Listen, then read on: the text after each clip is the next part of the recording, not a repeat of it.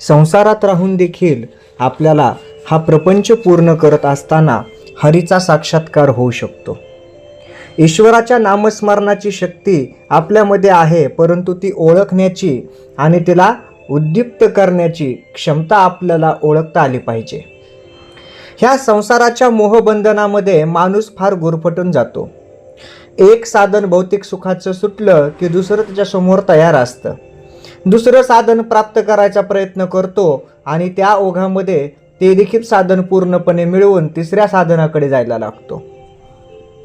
उदाहरण द्यायचं झालं तर सुरुवातीला आपल्याकडं मनोरंजनासाठी आणि माहिती मिळवण्यासाठी आपण पेपर वाचत होतो, म्हणजे वर्तमानपत्र. त्यानंतर टी व्ही चालू झाल्या, टी व्हीवर वेगवेगळे बातम्यांचे चॅनल्स चालू झाले, वेगवेगळ्या वाहिन्या चालू झाल्या बातम्यांच्या. त्यानंतर आपल्या हातामध्ये छोटासा मोबाईल आला.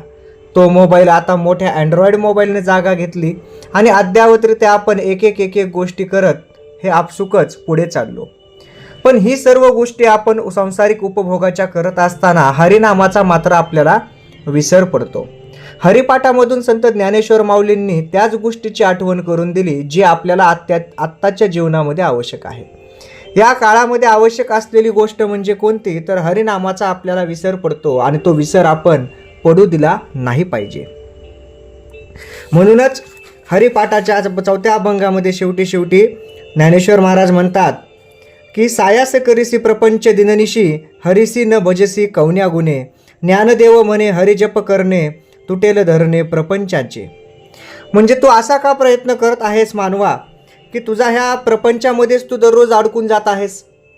प्रपंच करणं आवश्यक आहे, परंतु त्या प्रपंचाच्या मार्गातून सुद्धा आपल्याला हरिनामाची सेवा करता आली पाहिजे. जो मनुष्य किंवा माणूस हा स्थिर गुणाचा असतो तो शांत आणि संयमी देखील असतो. जर तो स्थिर गुणाचा, शांत आणि संयमी या सर्व मिश्रणांचा असेल तर तो त्याच्या आयुष्यातले निर्णय अचूकपणे घेऊ शकतो. आयुष्य हे खूप मोठं गूढ आहे, कारण आयुष्यामध्ये आपल्याला अनंत परीक्षा अनंत वेळा द्याव्या लागतात. बरं, ह्या परीक्षांचा अभ्यासक्रमही काही निश्चित नसतो. कधी शिकवलेले प्रश्न येतात तर कधी न शिकवलेले प्रश्न येतात. कधी एवढे सोपे प्रश्न असतात की आपण चुटकीसरशी सोडवतो. कधी प्रश्न खूप मोठे अवघड असतात. आपल्याला आयुष्याबद्दलच विचार करायला भाग पडतात.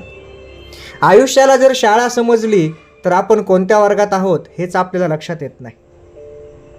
आयुष्यात प्रत्येक प्रकारच्या लोकांची, प्रत्येकाची एक वेगवेगळी प्रश्नपत्रिका असते, कारण प्रत्येकाचं प्रारब्ध वेगळं असतं, प्राक्तन वेगळं असतं. म्हणून एकमेकाची नक्कल देखील करता येत नाही, एकमेकांचा अभ्यासक्रम देखील चोरता येत नाही. जो आपल्या वाट्याला आहे त्याचीच तयारी करून बसावं लागतं, त्यालाच सामना करावा लागतो.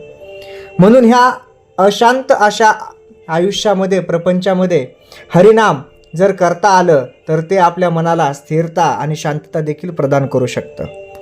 म्हणून संत ज्ञानदेव सतत हरिजप करा असं सांगतात.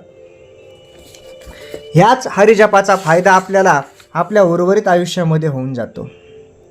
प्रत्येक गोष्ट जशी आयुष्य जगत असताना आपल्या अंगाला चिकटत असते, आपल्या मनाला दूषित करत असते, परंतु ती दूषित न होऊ देता आपलं चारित्र्य, आपलं मन, शरीर हे स्वच्छ कसं ठेवावं ह्याची शिकवण हरिपाठ देतो.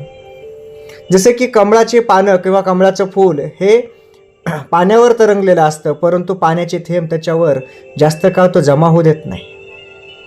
बऱ्याच गोष्टी आपल्याकडे अशा असतात की ते आपल्याला अंगाला चिकटू पाहतात, परंतु आपण त्याच्यापासून दूर गेलं पाहिजे. प्रपंचामध्ये राहताना, संसार करताना अनेक मोहपाशाच्या गोष्टी आपल्याला स्वतःकडे आकर्षित करतात, अडकून टाकण्याचा प्रयत्न करतात, परंतु आपण त्याच्यामधून स्वतःची सुटका करता आली पाहिजे.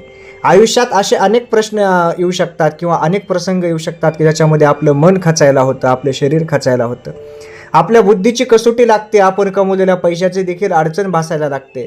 परंतु जर आपलं मनोधैर्य पक्का असेल, ईश्वराचं नामस्मरण आपण करून, चिंतन करून जर आपलं चित्त थाऱ्यावर ठेवू शकत असोल तर या सर्व अडचणीवर आपल्याला मात करता येते. हीच शिकवण, हाच धडा आपल्याला हरिपाठ देत असतो.